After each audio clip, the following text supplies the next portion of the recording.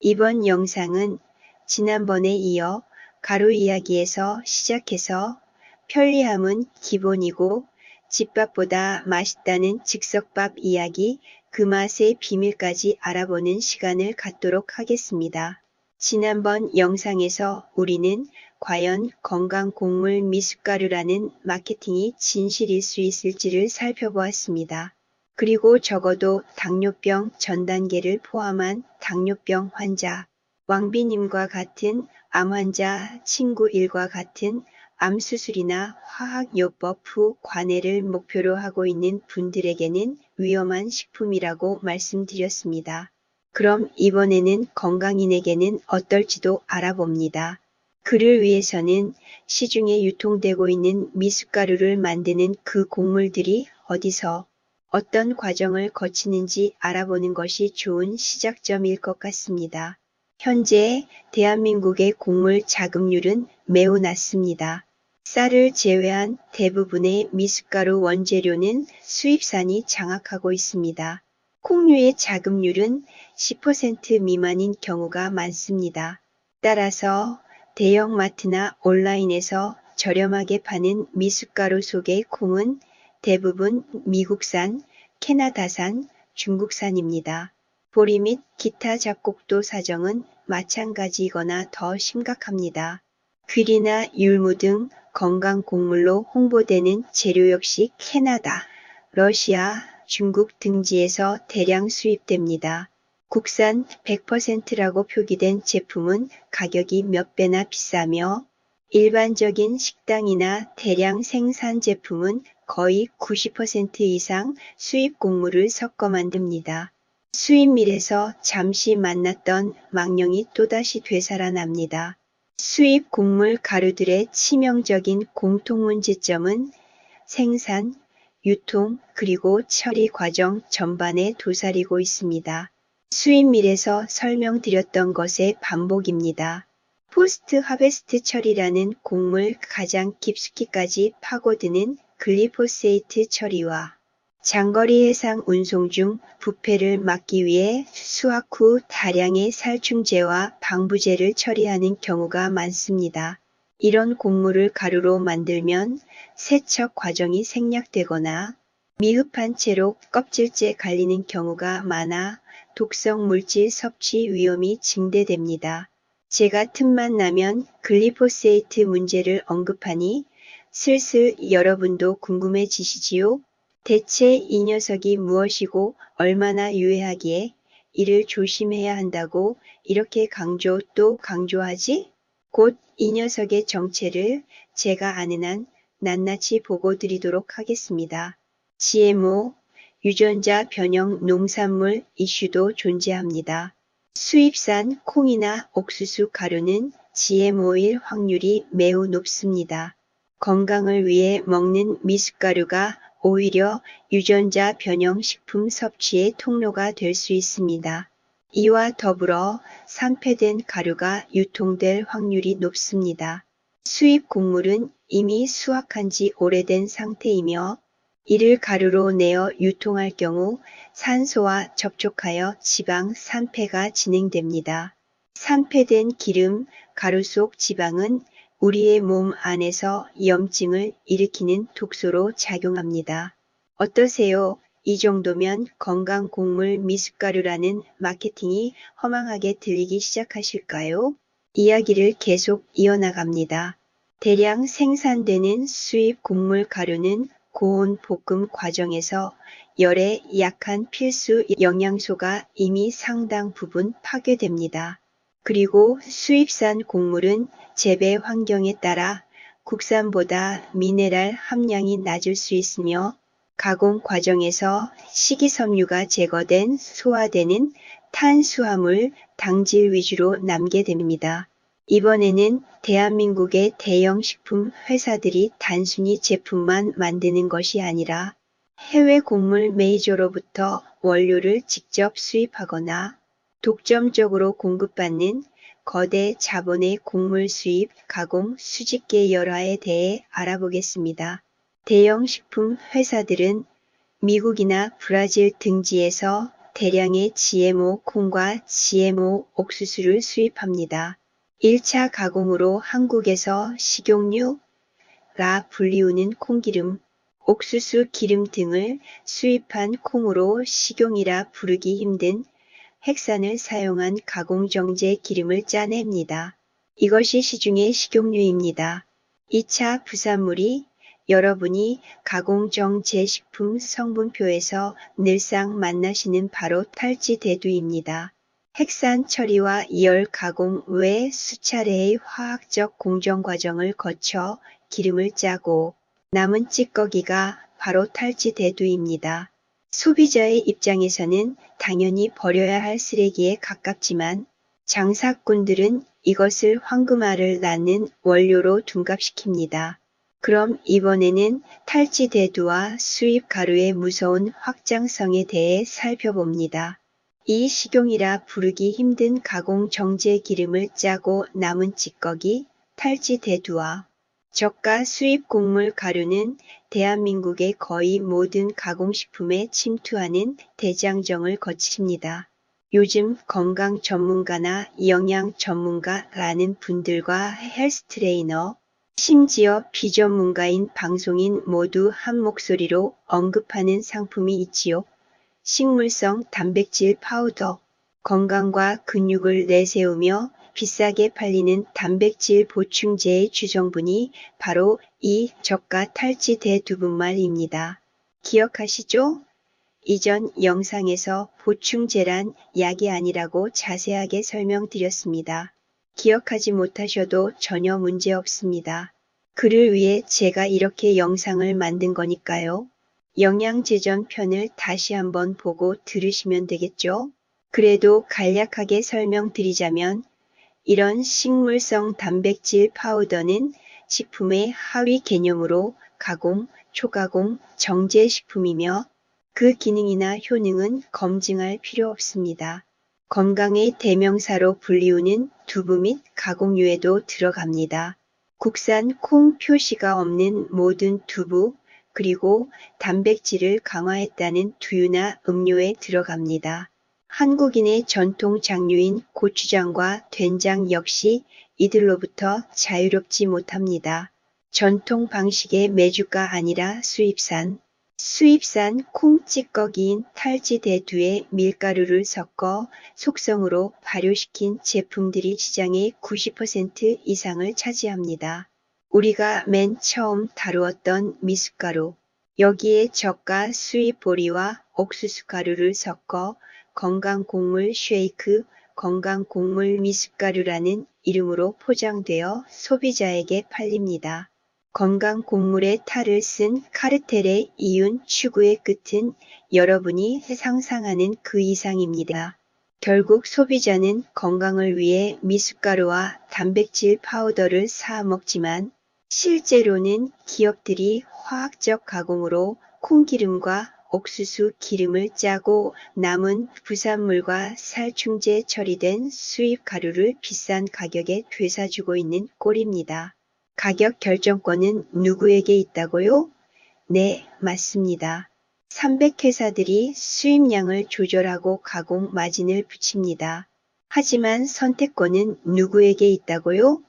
네, 바로 우리들에게 있습니다.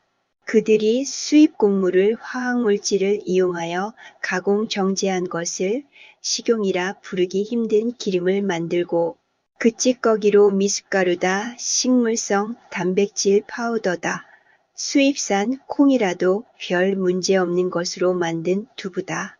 전통식품이라 건강에 좋다며 원재료가 어디서 온 것이며 어떻게 가공된 것인지는 언급하지 않는 고추장, 된장 등등을 만들어 건강식품이라 전통 양념이라 떠들어도 곁을 주지 않으면 되는 겁니다.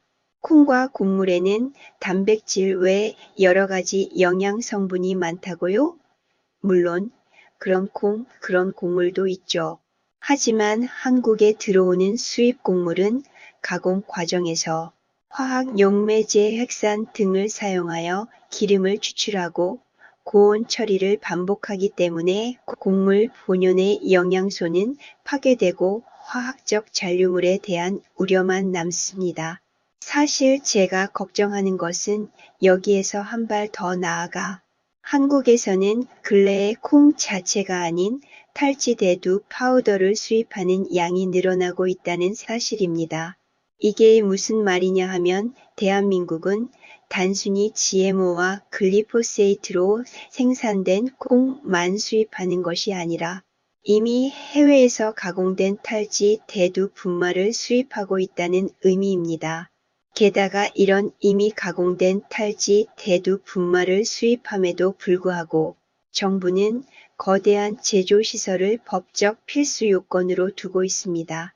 왜일까요? 그 이유는 바로 대한민국 식품시장을 장악한 독과점 거대 기업 메이저사의 기득권을 보호하고 그들이 만든 당질 체계를 유지하기 위함입니다. 이 구조가 어떻게 암 환자와 대사 질환자들을 대사적 함정에 빠뜨리는지 독과점 구조와 수입 가공 시스템의 연결고리를 조사 분석하겠습니다. 대한민국 식품 독과점 구조와 시설의 장벽. 대한민국의 식품 및 가공육 분유와 단백질 시장은 사실상 몇몇 거대 식품 기업, CJ, 대상, 농심 또는 유가공 3사 등에 의해 통제되고 있다고 이전 영상에서도 이미 수차례 설명드렸습니다. 우선 법적 카르텔에 대해 보고드립니다. 이들은 정부의 식품위생법 및 건강기능식품법 제정 단계에서 막강한 로비력을 행사합니다. 고도의 제조시설이 있어야 안전하다는 프레임을 법제화하여 개인이나 소규모 생산자가 신선한 천연 재료를 공급하는 길을 원천 차단했습니다. 그리고 이것은 자연스럽게 수입 독점으로 이어집니다. 규모의 경제를 앞세워 미국, 브라질 등지에서 수조원 단위의 탈지, 대두분말, 당질이 35% 이상을 차지하는 탈지 대두분말을 저렴하게 독점 수입합니다. 이들은 이미 해외에서 화학공정, 핵산을 사용한 추출이 끝난 사체 가루를 들여오는 장본인들입니다. 여기서 그들이 말하는 제조시설이란 바로 당질 농축소라고 이해할 수 있습니다. 그들이 자랑하는 거대 시설은 사실 영양을 보존하는 곳이 아니라 수입된 저질 가루를 합법적인 중독물질, 당질 덩어리로 가공하는 곳입니다.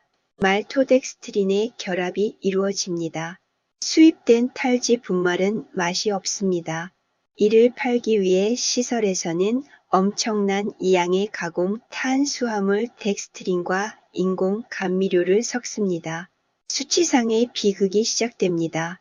원료인 탈지 대두 분말의 당질이 35%라면 시설을 거쳐 나온 제품은 당질 비중이 50에서 60%까지 치솟습니다. 인슐린 수용체 자극은 불 보듯 확연해집니다. 이 고농축 액상, 가루 당질은 암 환자가 먹는 순간 많은 암세포의 인슐린 수용체를 즉각 활성화하여 종양 성장에 강력한 트리거가 됩니다. 독과점 기업의 가스라이팅과 교육적 실체.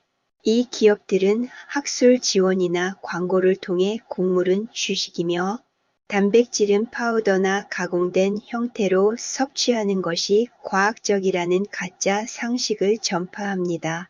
이처럼 대한민국 미숫가루와 건강곡물 시장은 거대 수입 자본이 콩기름부터 단백질 파우더, 장류까지 모든 먹이사슬을 장악하여 국민의 건강보다 기업의 재고 처리와 이윤 극대화에 집중하고 있는 판국입니다. 대한민국 식량 시스템의 뿌리에는 이 300산업 재분, 제당, 조미료가 있고 이들이 미숫가루를 포함한 모든 가공 건강식품의 배후에 있습니다. 한국의 거대 식품 기업들은 1950년대부터 설탕 제당, 밀가루 재분, 조미료를 수입 곡물에 의존해서 성장했습니다. 이들은 단순히 이 세 가지만 파는 것이 아니라 수입한 곡물을 분해하고 재조립해서 우리가 먹는 모든 것을 만듭니다. 밀가루 재분의 경우 미국산 밀을 수입해 가루를 내고 그 부산물과 전분을 미숫가루의 양을 늘리는 충전재나 각종 고추장, 된장의 원료로 넣습니다. 설탕, 제당은 GMO 원당을 수입해 설탕을 만듭니다. 이들은 자신들이 생산한 설탕을 가루에 섞거나 액상과당 형태로 가공식품 전반에 뿌립니다. 미숫가루나 단백질 파우더가 맛있게 느껴지도록 하는 각종 향료와 감미료 역시 이들의 영역입니다. 이 회사들은 거대한 선박으로 수입한 곡물 GMO 콩, GMO 옥수수, 그리고 수입밀을 한 곳에서 처리하며 부가가치를 창출합니다. GMO 콩, GMO 옥수수 수입, 핵산을 사용해서 기름을 짜서 콩기름, 식용유라 퉁치는 기름을 만듭니다. 탈지대두 기름을 짜고 남은 찌꺼기, 여기서 단백질만 추출해 식물성 단백질 파우더를 만듭니다. 이것이 근육에 좋은 건강식으로 둔갑합니다. 대두 부산물, 분유 대용품이나 유화제를 만들어 가공음료에 넣습니다. 전분가루, 찌꺼기 곡물 가루를 모아 미숫가루의 베이스로 쓰거나 고추장 된장의 양을 불리는 용도로 씁니다. 그것으로도 부족해서 더 이문이 남는다는 이유로 이미 해외에서 다목적으로 쓰고 남은 탈지대두를 수입한 후 그것으로 가루를 내고 첨가당을 넣어 헤아릴 수 없는 수많은 가공, 초가공, 정제식품에 사용하고 있는 것입니다. 소비자들은 이런 사실을 알 길이 없습니다. 그리고 그저 희망합니다. 에이, 설마 같은 사람으로서 어떻게 그렇게 험한 것을 사람이 먹는 식품에 넣을 리가? 정부가 있고 법률이 있는데? 여기서 여러분이 기억하셨으면 하는 내용이 등장합니다. 이전 영상 영양제전에서 말씀드렸지요. 한국에서 영양제, 보충제라고 잘못 불리우고 있는 건강기능식품의 법률적 느슨함에 대해서, 그리고 이런 법률적 허술함은 이들 가공, 초가공, 정제식품의 경우에도 똑같이 적용됩니다. 법률은 GMO, 글리포세이트, 수용체 타격 조미료, 첨가당, 보존제, 첨가제, 플라스틱 포장 등에 관해 크게 개의치 않습니다. 장기적인 유해성, 중복 유해성은 문제 삼지 않습니다. 당장 문제시하는 것은 식중독과 같은 당장 확인할 수 있는 가시적인 문제들 뿐입니다. 이에 대한 자세한 이야기는 유럽과 미국, 한국의 경우를 비교하여 별도의 장에서 자세하게 다룰 예정입니다. 그럼 이어서 몇 가지 더 수입 곡물을 살펴보겠습니다. 귀리오츠, 귀리의 진실, 건강 열풍으로 수입되는 귀리 역시 장거리 운송을 위해 포스트 하베스트 살 충제 처리가 필연적입니다. 이를 가루로 만들면 세척이 불가능해 독성 물질이 그대로 소비자에게 전달됩니다. 미국 현지에서도 이 귀리는 거의 매년 문제가 보고되고 있습니다. 마트에 나와 있는 선한 얼굴을 하고 있는 한국에도 이미 수입되고 있는 미국 남자의 사진이 박혀있는 그 오트. 귀리는 매년 고농도 글리포세이트를 조사 보고하는 시민단체 리스트에 오르는 단골 손님이고 거의 모든 오트가 든 과자류나 스낵류도 사정은 마찬가지입니다.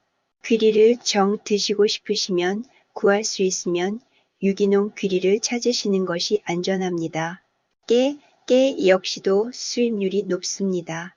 깨가 문제가 되는 것은 깨 특성상 지방이 많이 함유되어 있기 때문에 산패의 문제가 대두됩니다. 미숫가루의 고소한 맛을 내기 위해 깨를 넣는다면 이것은 큰 문제입니다. 대부분 중국산이나 인도산 깨를 수입하여 고온에서 바짝 볶습니다. 그리고 이 볶은 깨를 가루로 내는 순간 깨 속의 지방은 공기와 만나 산패가 시작됩니다. 300기업들이 대량 생산하여 유통하는 미숫가루 속의 깨가루는 이미 독성 물질인 과산화 지질로 변해 있을 확률이 높습니다. 건강을 위해 먹는 가루가 오히려 몸속 염증의 원인이 되는 것입니다. 수입국 및 실태를 보면 다음과 같습니다. 대두, 노란콩 90%에서 94%가 주로 미국, 브라질에서 수입되며 대부분 GMO 유전자 변형이고 이들은 식용 유치추용으로 우선 사용됩니다. 검은콩, 서리, 태흑태 80% 이상 중국산이 압도적입니다. 국산은 가격이 너무 비싸 대량 생산하는 미숫가루에 넣기 불가능합니다. 귀리 오츠 99% 이상 캐나다, 호주, 러시아에서 수입됩니다.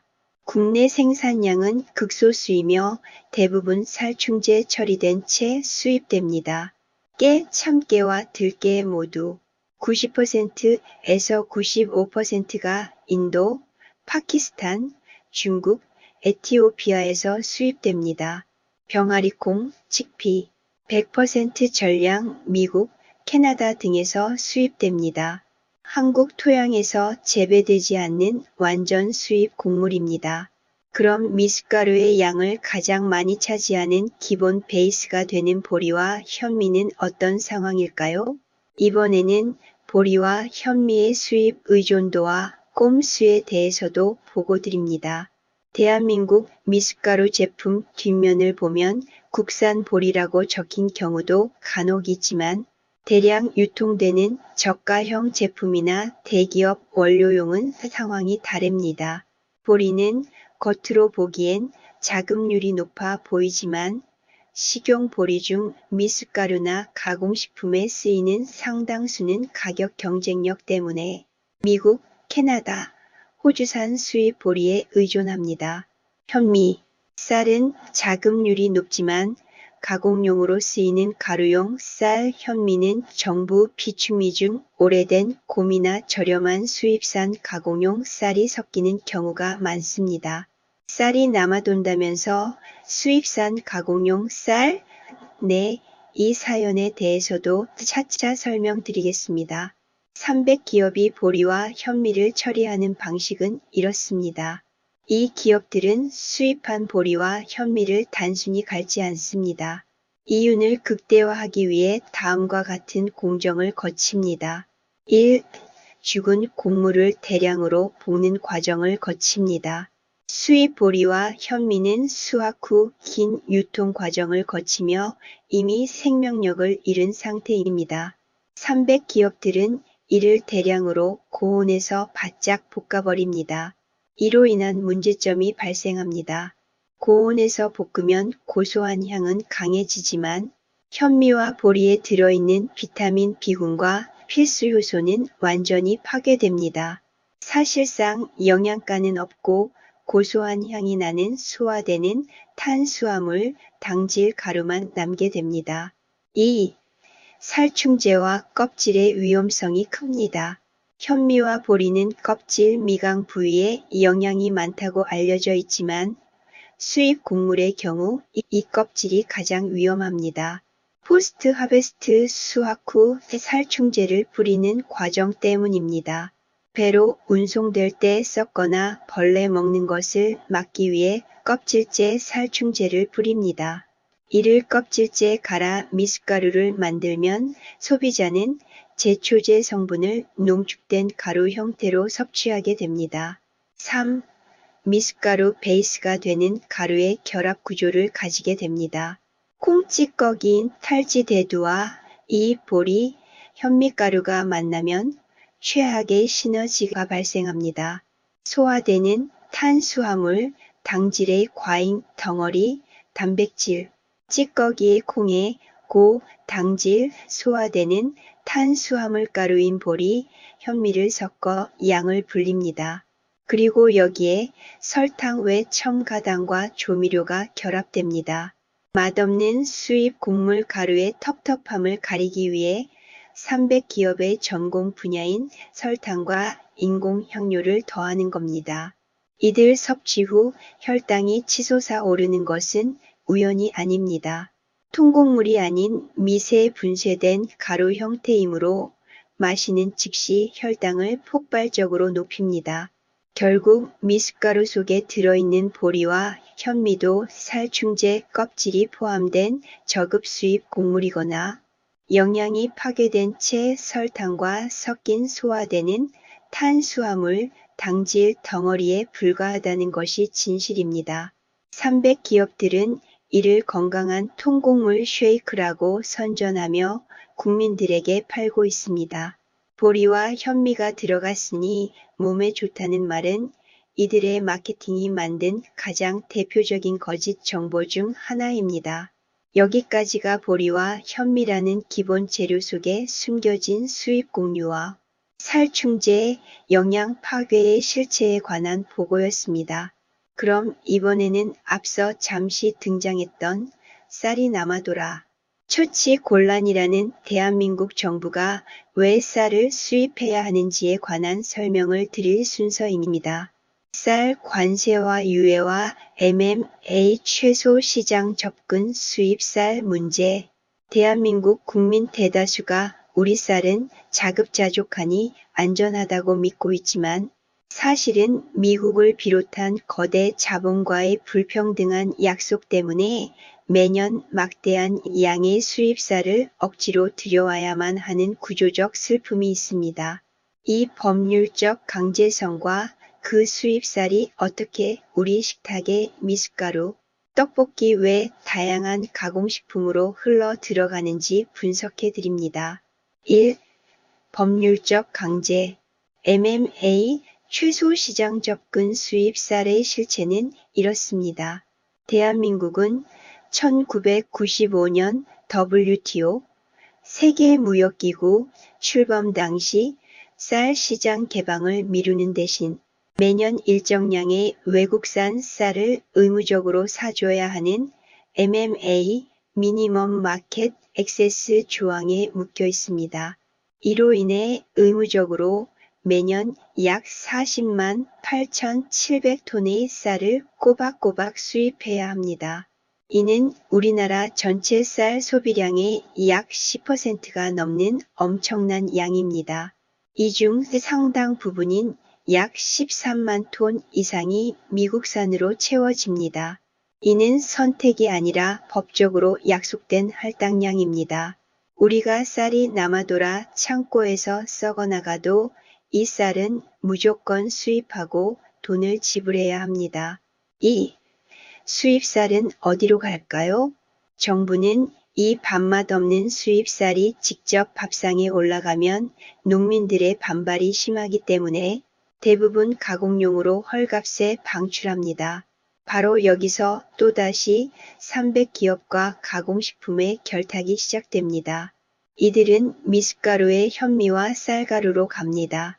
우리가 건강식으로 믿고 먹는 미숫가루에 들어가는 쌀과 현미의 상당수가 바로 이 의무 수입된 미국산 칼로스쌀이거나 재고로 쌓여있던 오래된 수입쌀입니다. 참고로 미국에서도 유기농, 고품질 쌀을 생산하지만 한국은 이런 쌀은 수입하지 않습니다. 그리고 주류와 떡, 과자가 됩니다. 우리가 마시는 막걸리, 편의점 도시락, 떡볶이, 떡, 과자의 원료인 쌀가루는 거의 대부분 이 수입쌀로 만들어집니다. 이를 통해 300 기업들은 폭리를 취합니다. 기업들은 법적 강제로 들어온 저렴한 수입쌀을 헐값에 사다가 전통 건강식 국산 기술이라는 마케팅을 붙여 소비자에게 비싼 가격에 되팝니다. 3. 포스트 하베스트와 유통의 독성. 미국에서 태평양을 건너오는 이 40만 톤의 쌀은 신선할 수가 없습니다. 배 위에서 몇 달을 버텨야 하므로 강력한 살충제와 방부제 처리가 필수적입니다. 이 쌀을 가루로 내어 미숫가루를 만들면 껍질에 잔류한 농약과 화학 성분이 농축된 상태로 우리 몸에 들어옵니다. 국민들은 쌀이라서 몸에 좋다고 믿지만 실제로는 법적 강제로 수입된 독성 잔류 가능성이 높은 가공용 쌀을 먹고 있는 것입니다.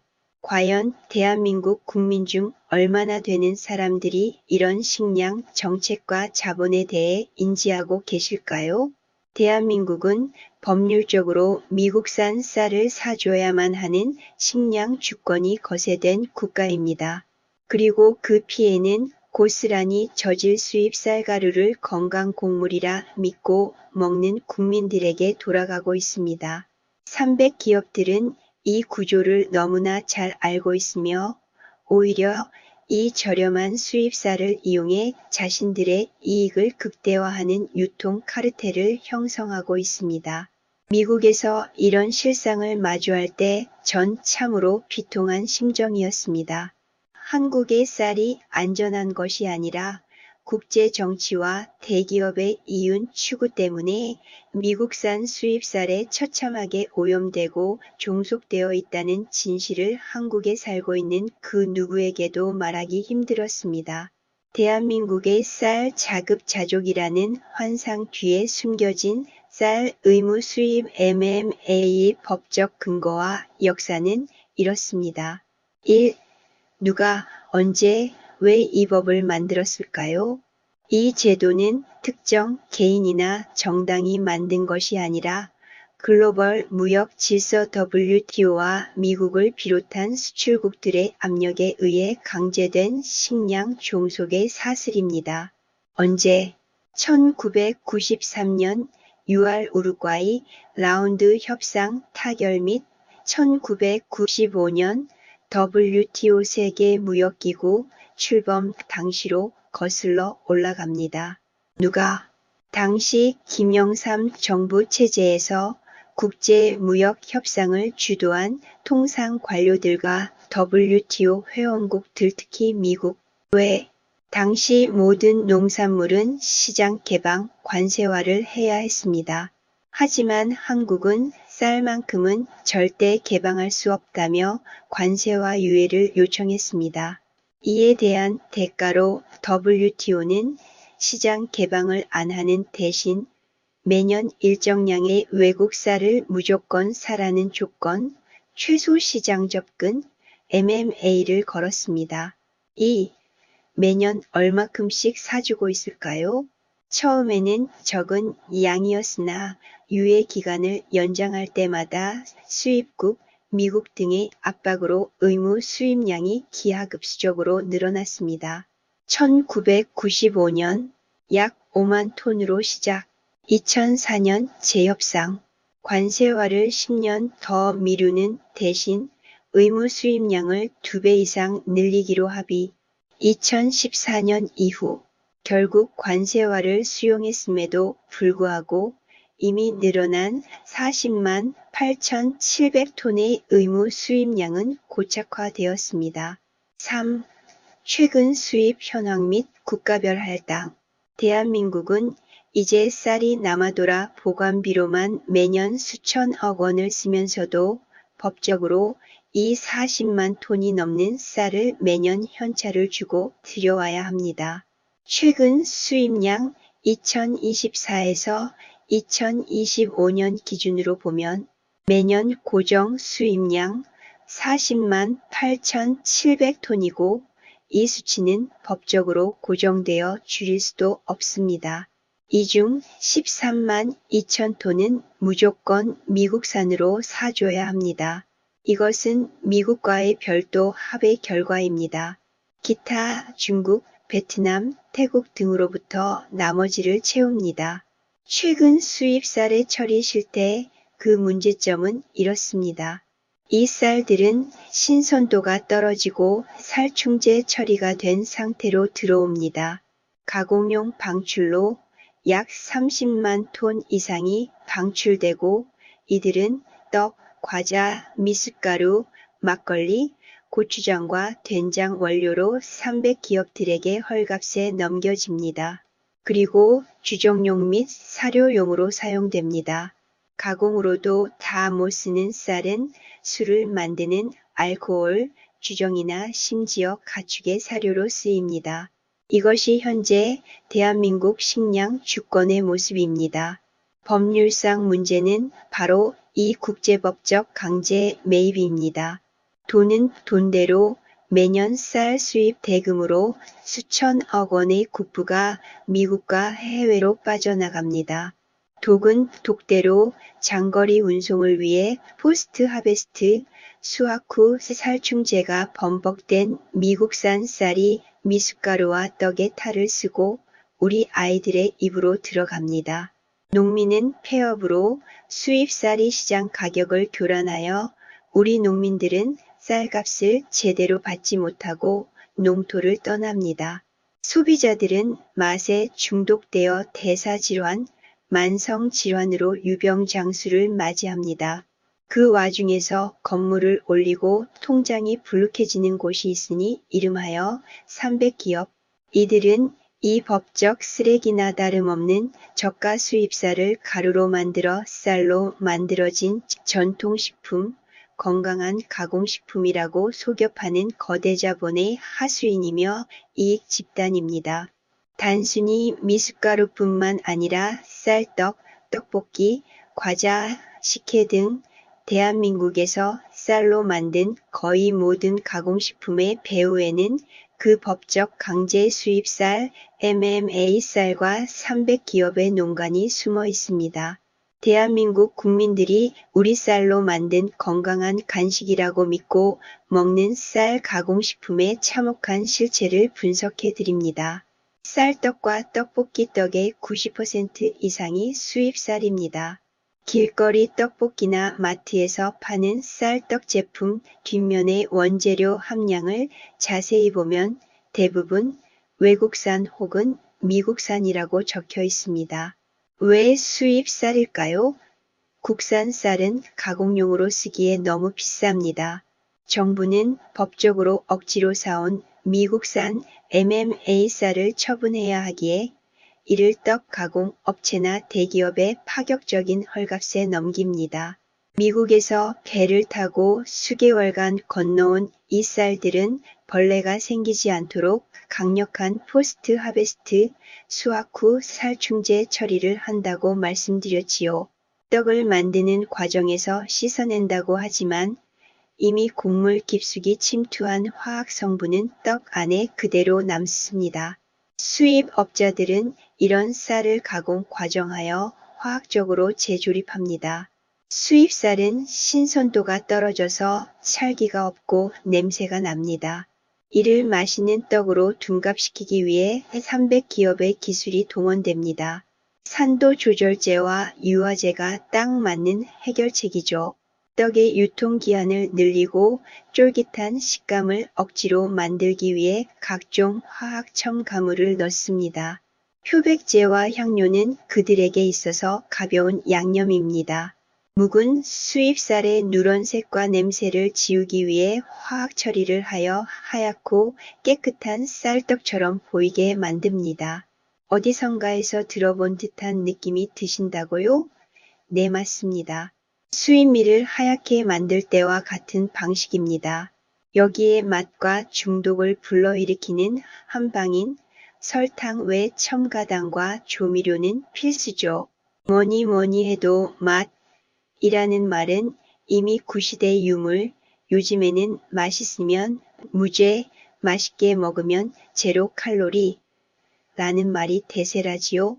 떡볶이 소스나 쌀 과자에 들어가는 엄청난 양의 GMO 설탕, 제당과 첨가당, 그리고 일부 철없는 화학자들이나 전문가들이 안전하다고 주장하는 현재 조미료가 어디까지 발전했는지 미처 공부가 되지 않은 분들이 과감하게 안전하다고 말하는 조미료, 본인들의 의지와는 상관없이 업체들의 메시지를 전달하는 역할을 담당하고 있다는 것을 아마도 본인들은 미처 알지 못하는 것이겠지요. MSG 조미료는 결국 300기업들이 수입 곡물로 만든 또 다른 상품들입니다. 여기서 소비자로서 대한민국 국민들이 더욱 주의를 기울여야 하는 이야기가 나옵니다. 그것은 비록 국산 쌀 가공이라는 마케팅의 사기성에 관한 이야기입니다. 일부 대기업 제품들이 국산 쌀 사용을 내세우지만 이 역시 꼼수가 많습니다. 혼합 가루 전략. 국산 쌀을 아주 조금 섞고 나머지는 수입 쌀가루나 전분으로 채운 뒤 국산 쌀 포함이라고 크게 적습니다.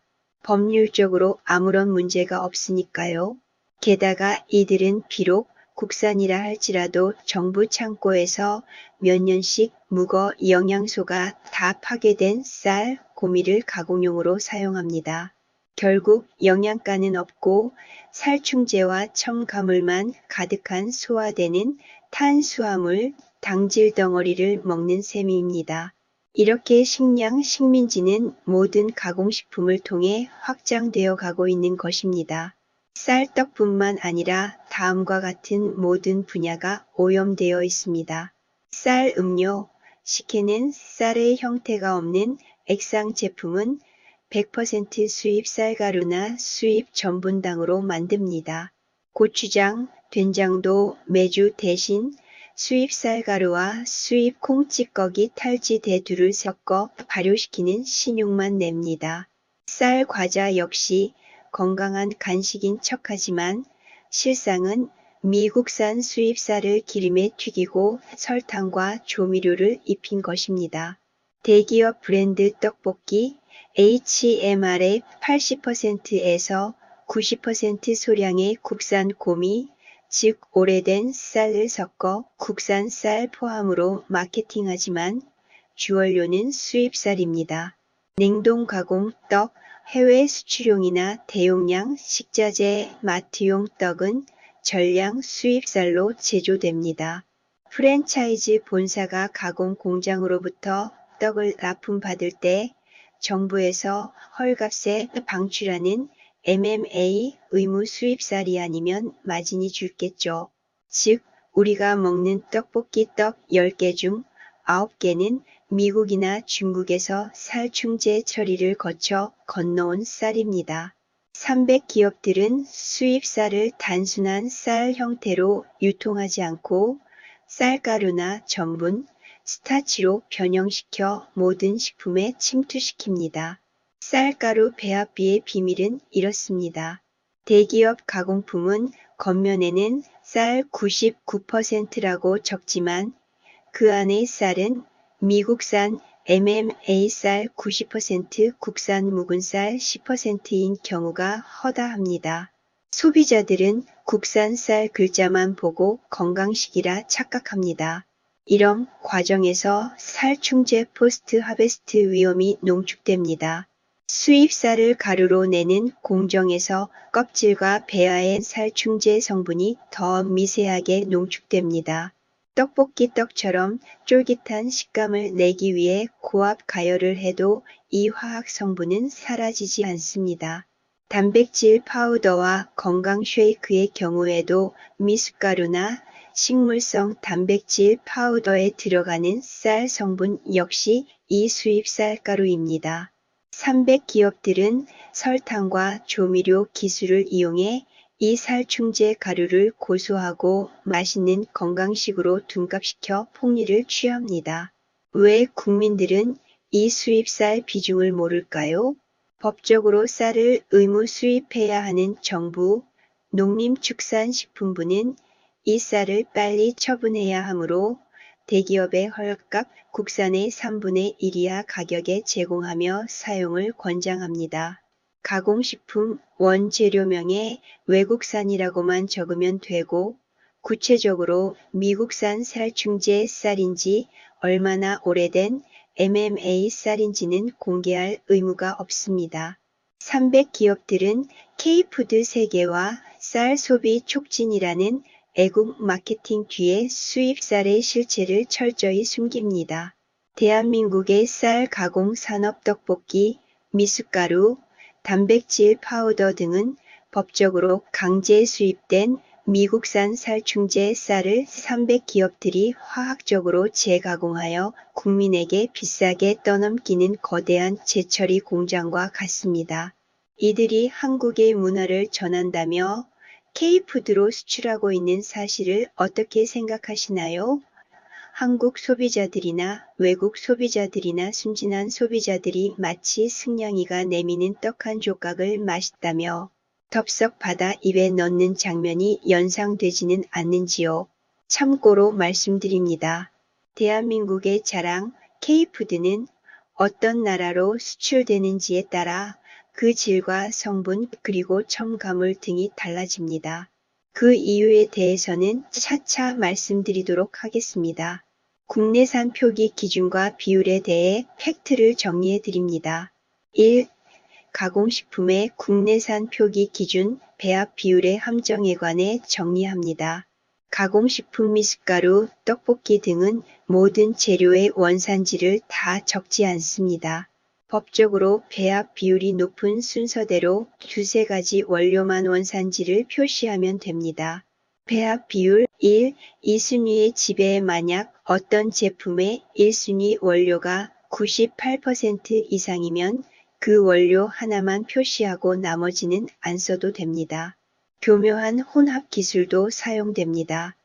1순위 원료가 국내산 51%, 수입산 49%인 경우에도 이를 합쳐서 원료명을 쓰고 원산지를 국산으로 표기하거나 혼합 비율 변경이 잦다는 핑계로 수입 국가명을 슬쩍 가리는 꼼수를 씁니다. 30%의 법칙이라는 것도 있습니다.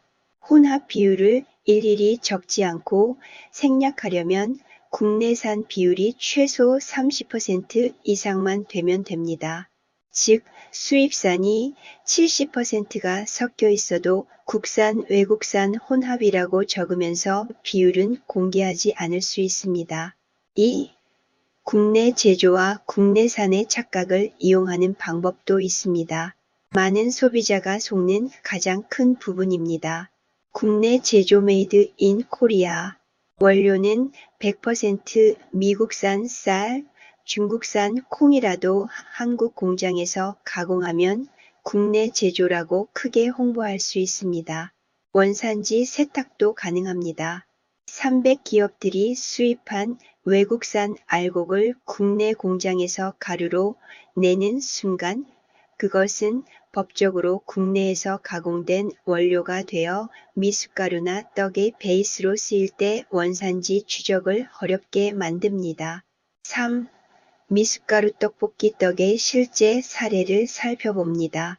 미숫가루 국산 보리 100%라고 광고하는 제품도 알고 보면 보리만 국산이고 양을 불리기 위해 들어간 현미, 옥수수, 콩 찌꺼기 탈취 대두는 100% 수입산인 경우가 허다합니다. 하지만 주원료인 보리만 크게 강조해서 국내산 건강식처럼 보이게 합니다. 떡볶이 떡, 우리 쌀 떡볶이라고 되어 있어도 함량을 보면 국산 쌀 10%, 미국산 쌀 90%인 경우가 많습니다.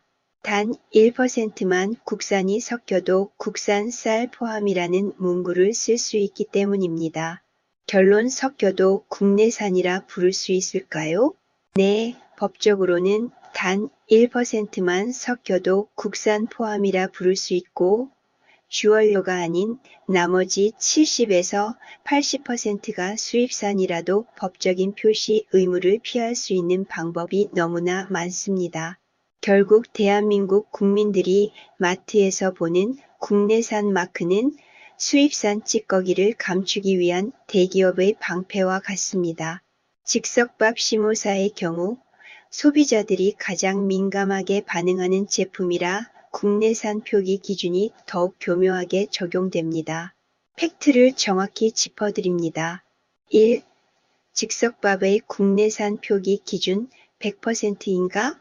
결론부터 말씀드리면 국내산 쌀, 즉석밥이라는 이름의 흰쌀밥 제품은 쌀 99.9%가 국내산일 수 있습니다. 나머지 0.1%는 쌀미강 추출물 등 첨가물입니다. 하지만 수입산이 섞여도 국내산이라 쓸 수 있는 기준은 즉석밥의 다른 라인업 가공법과 표시법의 맹점에 숨어 있습니다. 배합 비율의 법적 기준. 대한민국 원산지 표시법에 따르면 가공식품의 원재료 중 배합 비율이 95% 이상인 원료가 있다면 그 원료의 원산지만 표시하면 됩니다. 교묘한 혼합이 가능해지는 시점입니다. 만약 즉석밥을 만들 때 국내산 쌀 95.1%에 미국산 MMA 쌀 4.9%를 섞어도 기업은 법적으로 쌀 국내산이라고만 적어도 아무런 처벌을 받지 않습니다. 5% 미만의 수입쌀은 소비자 몰래 섞여 들어갈 수 있는 법적 공간이 열려있는 셈입니다. 진짜 문제는 흰 밥이 아닌 컵밥 가공밥입니다. 수입쌀, MMA 쌀과 대기업의 폭리는 즉석밥의 파생 제품인 컵반덮밥, 국밥류에서 적나라하게 드러납니다. 쌀의 원산지 세탁이 이루어집니다. 컵반에 들어가는 소스나 건더기에 포함된 곡물, 전분가루 등은 100% 수입산인 경우가 허다합니다. 하지만 메인 밥알이 국내산이라는 이유로 제품 전체가 우리 쌀로 만든 건강식인 것처럼 착각하게 만듭니다. 여기서 매우 중요한 미강 이야기를 합니다. 미강 추출물의 비밀. 즉석밥의 성분표에 적힌 미강 추출물은 쌀의 고소한 맛을 내기 위해 넣는 첨가물입니다. 이 미강 쌀겨의 원재료가 되는 쌀이 과연 모두 국산일까요? 300기업의 국내산 둔값 프로세스. 이들은 수입쌀을 그대로 즉석밥 플라스틱 통에 담지 않습니다. 요즘 젊은 세대가 엄마가 해준 밥보다 즉석밥이 더 맛있다라고 느끼는 것은 단순히 기분 탓이 아니라 바로 이 미강 추출물과 그 뒤에 숨겨진 300기업의 화학적 공정이 만들어낸 철저한 설계의 결과입니다. 그 맛의 실체와 미강 추출물의 비밀을 파헤쳐 봅니다. 미강 추출물, 맛의 마법사인가, 화학적 가공물인가? 햇반의 성분표를 보면 쌀, 물, 그리고 미강 추출물 딱 3가지만 적혀 있습니다. 기업들은 이를 쌀에서 추출한 건강한 성분이라고 홍보하지만 사실은 다음과 같은 목적을 위해 들어갑니다. 인위적인 고소함. 수확한 지 오래된 쌀이나 대량 보관된 쌀은 특유의 묵은내가 납니다. 미강 쌀겨에서 기름 성분과 향을 화학적으로 추출해 다시 입히면 갓 지은 밥 같은 강렬하고 인위적인 고소한 향을 낼 수 있습니다. 미강유는 즉석밥에 윤기와 질감을 부여합니다. 쌀알 겉면을 미강 오일 성분으로 코팅하여 집밥에서는 보기 힘든 반짝이는 윤기와 매끄러운 식감을 만듭니다. 젊은이들이 말하는 맛있음은 사실 이 기름진 코팅의 맛입니다. 수입 곡물과 미강 추출물의 연결고리를 살펴봅니다. 여기서 수입 곡물과 300기업의 시스템이 등장합니다. 제가 이미 여러 차례 그들의 알뜰함이 놀랍다는 말씀을 드렸지요. 이번에도 그 알뜰함의 결정체를 발견하게 됩니다. 300기업들은 대량의 곡물을 수입하고 가공하는 회사들입니다. 미강 추출물을 만들기 위한 원료, 쌀겨가 과연 100% 비싼 국산 쌀에서만 나올까요? 법적으로 사줘야 하는 미국산 MMA 쌀을 가공하고 남은 껍질이나 대량으로 수입한 저가곡물의 부산물을 화학적으로 정제하여 이 추출물을 만들 가능성이 매우 높습니다. 결국 수입산 부산물로 국산 쌀밥의 맛을 보정하는 알뜰함이 발휘됩니다. 그야말로 시스템의 승리입니다. 집밥이 햇반을 이길 수 없는 이유로 중독의 원리를 생각해 볼 수 있습니다. 전 이 중독이라는 말을 사용하는 것을 매우 신중해야 한다고 생각하는 사람 중 한 명입니다. 하지만 이 경우에는 이 말을 사용하기를 주저하지 않겠습니다. 젊은이들이 즉석밥에 길들여지는 이유는 300기업이 설계한 일정한 맛 때문입니다. 조미료의 효과입니다. 미강 추출물은 사실상 천연 조미료 역할을 합니다. 집에서 맹물로 짓는 밥에는 없는 감칠맛이 쌀알 하나하나에 박혀 있습니다. 또한 산도 조절제의 비밀도 관여합니다. 즉석밥에는 상온 보관을 위해 산도 조절제가 들어갑니다. 이것은 밥이 부패를 막는 동시에 쌀의 전분 구조에 영향을 주어 식어도 딱딱해지지 않는 비정상적인 부드러움을 유지합니다. 즉석밥이 맛있다는 이들의 고백은 300기업의 화학공학이 집밥의 자연스러운 맛을 패배시킨 슬픈 결과입니다. 그 맛의 핵심인 미강 추출물은 결국 수입 곡물 유통의 부산물일 확률이 높으며 국민들은 가장 한국적인 밥을 먹는다고 믿으면서 실제로는 대기업이 수입 곡물 찌꺼기로 설계한 화학적 맛에 중독되어 가고 있는 것입니다. 미국에서 현지인들에게 한국의 음식 문화를 전할 때 대기업이 만든 즉석밥의 맛은 쌀 본연의 맛이 아니다. 그것은 수입 부산물과 첨가물로 만든 가공된 맛이다라는 민망한 진실을 알려야 하는 현실이 안타까웠습니다. 그리고 이것은 비단 즉석밥뿐이 아닙니다. 전통식품인 고추장과 된장 그리고 청국장과 나토, 대한민국의 자랑, 발효식품의 대장격인 김치 만들기를 알릴 때도 대기업들의 활약상까지 언급하게 되지요. 이에 관한 이야기도 별도의 장에서 이어가도록 하겠습니다. 한국에서 대사질환자분들이, 암 투병 중인 환자분들이, 그리고 자라나는 청소년들이 즉석밥을 집에서 먹으면서 집밥이라고 착각하는 사실에 위기감을 느낍니다. 미각류를 건강기능식품이나 고급 식용유로 알고 드시는 분들이 있을까봐 좀 더 자세하게 미각류 제조 과정을 설명드립니다. 1. 미각류는 찌꺼기에서 짜낸 화학적 기름입니다. 미각류는 쌀을 도정할 때 나오는 쌀겨, 미강에서 짜낸 기름입니다. 문제는 이 미강이 원물 상태에서는 기름 함량이 낮아 압착 방식으로는 수율이 나지 않는다는 점입니다. 그래서 핵산핵세인 추출법이라는 화학적 공정을 사용합니다. 300기업들은 수입 콩기름을 짤 때와 마찬가지로 미강에 화학 용매제인 핵산을 부어 기름을 강제로 뽑아냅니다. 이런 정제 과정에서 비극이 발생합니다. 추출된 원유는 시커멓고 냄새가 고약해 먹을 수 없습니다. 이를 투명하고 고소하게 만들기 위해 고온 탈취, 탈색 등 수많은 화학적 정제 공정을 거칩니다. 이 과정에서 쌀에 좋은 영양소는 파괴되고 화학 잔류물에 대한 우려만 남습니다. 즉 미각류의 실체는 미국 새 식단 피라밋에서도 금하라 발표한 씨알류의 기름입니다. 콩기름, 옥수수유와 마찬가지로 수입 곡물 시스템에서 발생하는 부산물 처리 수익일 뿐입니다. 이들은 단백질 파우더와 결합되기도 합니다. 기름을 짜고 남은 미강 찌꺼기는 다시 식이섬유라는 이름으로 미숫가루나 다이어트 보충제에 섞여 들어갑니다. 버릴 것 하나 없이 수입 곡물을 해체해서 국민들의 지갑을 탈탈 털고 있는 것입니다. 요약하겠습니다. 미강유, 허접한 수입쌀의 화려한 부활. 대한민국은 법적 강제 수입 MMA 때문에 매년 40만 톤의 쌀을 들여옵니다. 이 중 상당 부분인 미국산 살충제 쌀을 가공용 쌀가루, 떡 등으로 만들기 위해 도정하는 과정에서 엄청난 양의 쌀겨, 미강이 나옵니다.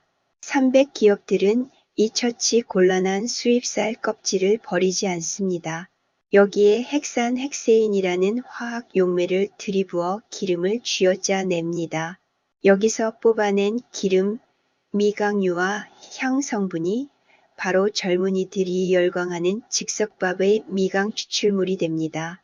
즉 국민들은 밥맛이 좋다며 돈을 쓰지만 실제로는 수입쌀 껍질에서 화학적으로 뽑아낸 기름 향을 마시고 있는 셈입니다.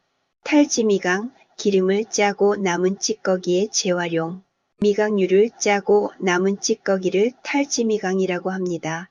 300기업은 이조차 버리지 않고 식이섬유라는 이름으로 포장합니다. 미숫가루와 다이어트 쉐이크의 재료가 됩니다. 수입밀에 이어 두 번째 주인공이었던 미숫가루와 각종 건강곡물 파우더에 이탈지미강이 들어갑니다. 영양가는 없고 화학 용매 처리된 곡물 찌꺼기가 식이섬유가 풍부한 건강식으로 둔갑하여 다시 소비자에게 비싸게 팔립니다. 단백질 파우더의 충전재. 식물성 단백질 파우더의 양을 불리기 위한 저렴한 충전재로 이 찌꺼기 가루를 섞습니다. 300기업의 완전한 포식 구조. 결국 이들은 미국산 쌀과 수입 곡물을 들여와 다양한 알뜰함으로 국민의 주머니를 텁니다. 즉석밥의 영양 성분표를 300기업의 가공 방식과 연결하여 분석해 드립니다. 1. 즉석밥 백미 210g 영양 성분 분석. 영양 성분 함량 210g 당 분석 및 숨겨진 의미. 열량 315kcal는 일반 집밥 한 공기보다 밀도가 높고 에너지화가 즉각적입니다. 맛은 첨가물, 미강 추출물로 잡습니다.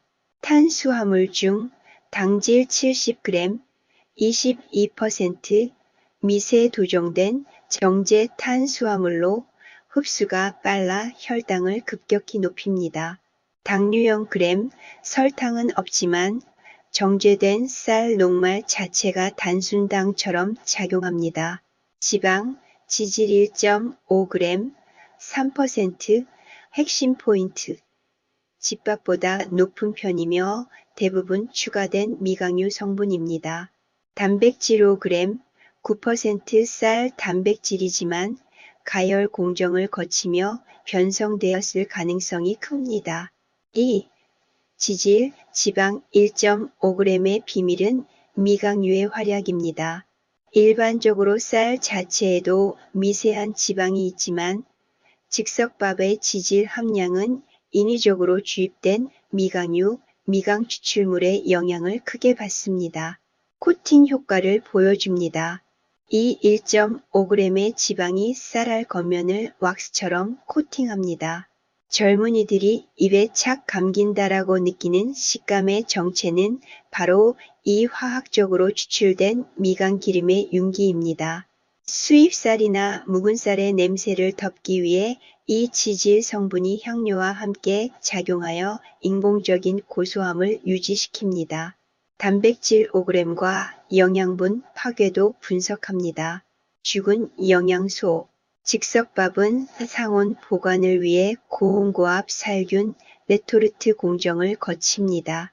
이 과정에서 쌀에 들어있던 소량의 비타민, 비군과 효소 등 미세 영양분은 사실상 전멸합니다. 단순 당질, 소화되는 탄수화물 덩어리입니다. 겉보기엔 단백질이 5g 들어있다고 표시되지만 실제로는 영양가가 없는 죽은 쌀알에 미강유 향만 입힌 소화되는 탄수화물, 당질 덩어리를 먹는 셈입니다. 왜 당질이 젊은이들을 유혹할까요? 즉석밥은 일반 밥보다 수분 함량과 전분 구조가 일정하게 유지되도록 산도 조절제를 사용합니다. 이는 당질의 소화 흡수 속도를 극대화하여 뇌에 즉각적인 포도당 쾌락을 줍니다. 집밥은 쌀의 상태에 따라 맛이 변하지만 제1이응의 즉석밥은 수입 곡물 시스템에서 나온 부산물, 미강유를 일정하게 투여하기 때문에 항상 똑같은 중독적인 맛을 유지할 수 있습니다. 이들 데이터는 증명하고 있습니다. 즉석밥의 영양 성분표에서 우리가 주목해야 할 것은 0g인 당류가 아니라 인위적으로 설계된 지질 미강유와 정제된 당질의 결합입니다. 이것은 밥심에 어울리는 밥이 아니라 300기업이 수입쌀 찌꺼기를 활용해 만든 완성된 공학식품입니다. 이것이 제가 미국에서 학생들과 환자들에게 한국마트에서 즉석밥을 선택하지 않기를 권고하는 이유입니다. 이들 성분에 대한 유럽 EU EFSA 기준은 엄격합니다. 하지만 미국은 이들을 GRAS, 일반적으로 안전함이라는 허술한 관리 및 표시 의무로 명백한 독성이 발견되기 전까지 허용하는 경향이 강합니다. 단, FDA도 인산염 등이 포함된 산도 조절제에 대해 칼슘 흡수 방해 및 혈관 석회화 위험을 경고하고 있습니다. 300 기업들은 FDA 승인을 받은 안전한 성분이라고 강조하며 소비자를 안심시킵니다. 하지만 여기에는 무서운 함정이 있습니다. 누적의 공포를 전혀 언급하지 않습니다. FDA 기준은 개별 성분에 대한 안전성입니다.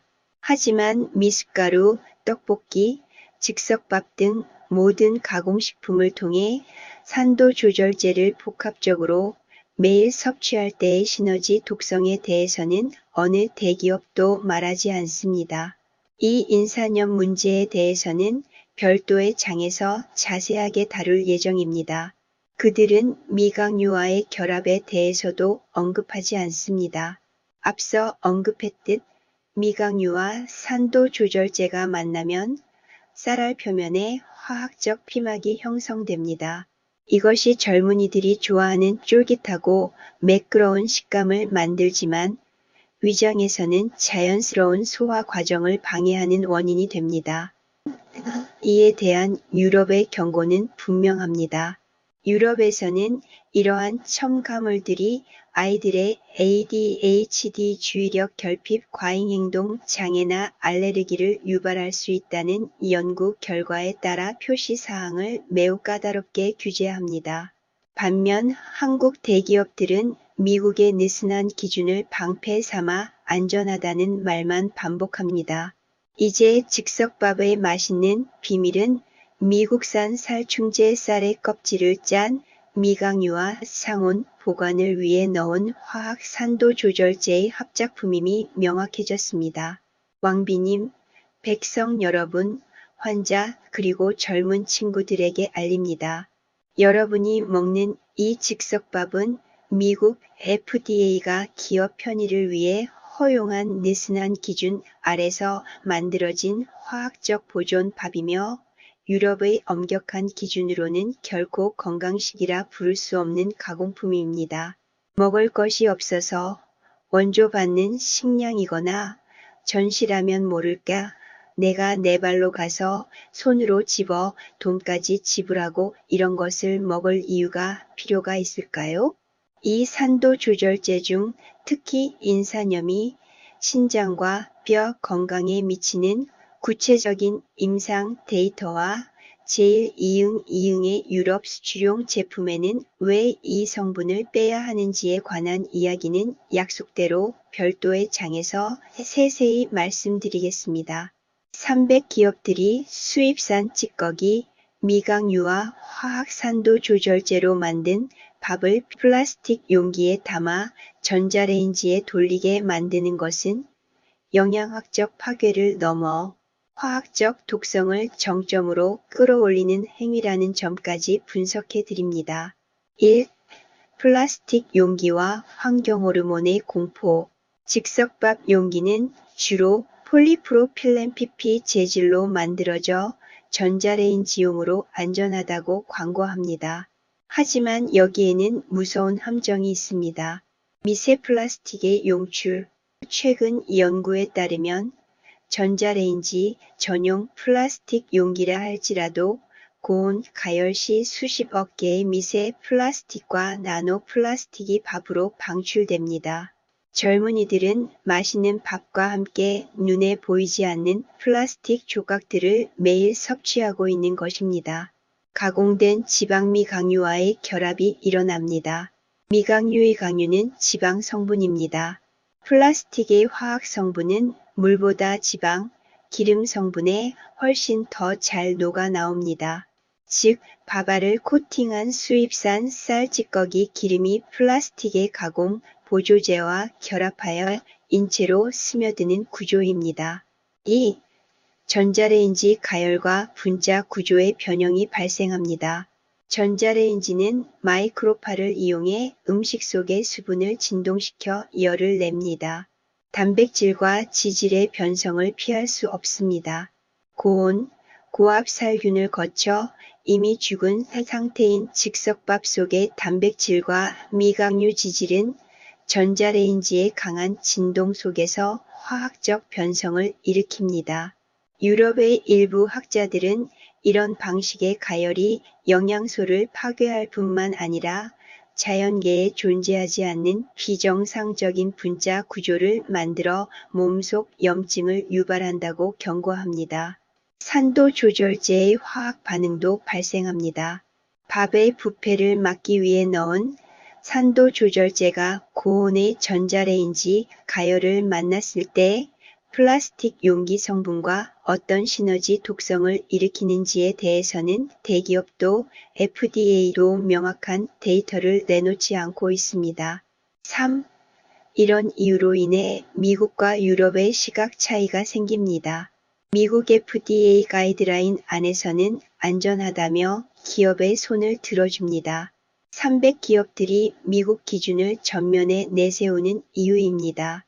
유럽 가이드라인은 플라스틱 식기에서의 환경호르몬 비스페놀 A 등 규제가 훨씬 엄격하며 특히 영유아나 학생들을 위한 식품 가공에서 플라스틱 가열은 매우 조심스럽게 다뤄집니다. 여러분, 건강한 여러분에게 묻습니다. 혹시 지금 마주하고 있는 식탁 위에 즉석밥이 올라와 한 자리 차지하고 있지는 않나요? 독과점 수입밀의 기세에 눌려 빵을 진정한 발효빵을 제대로 구입하지 못하는 처지일지라도 건강한 여러분이 밥심이든 애국심이든 좋은 마음으로 개인의 취향으로 밥을 드시고자 한다면 부디 즉석밥은 아니기를 희망합니다. 건강한 여러분이 유기농 쌀을 구입해서 건강을 해치지 않는 도구로 밥을 지어 안전한 용기에 담아 적정량을 반찬 개념으로 야채와 단백질을 주식으로 그리고 좋은 기름과 함께 즐기며 지금의 건강을 계속 이어가기를 소망합니다. 그럼 언제나 그렇듯 미네랄 균형이 잡힌 물 한 잔으로 몸에 물주기를 하면서 가벼운 스트레칭과 팔굽혀펴기 그리고 제자리 뛰기 몇 차례 실시 후 곧 찾아뵙겠습니다.